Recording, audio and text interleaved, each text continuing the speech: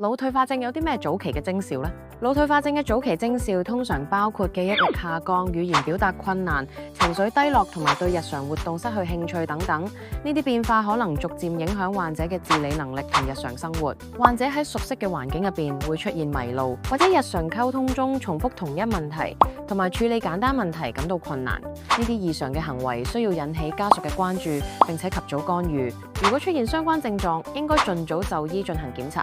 例如驗血、智力測試或者係腦部掃描，診斷是否有患病。家人亦都應該留意患者嘅日常行為，協助安排生活規律，並且減少患者獨處時間。同時可以鼓勵患者參加懷緬治療、記憶訓練以及適當嘅體能活動，以延緩病情進展，並保持患者嘅情緒穩定同埋社交能力。CareClub 萬恩提供由專業醫護團隊支援嘅上門護理及外傭服務，幫助家庭及早辨識認知退化徵兆，並提供個人化照顧計劃，涵蓋生活節奏調整、記憶訓練及適量體能活動，助患者延緩病情進展，減輕家人照顧壓力。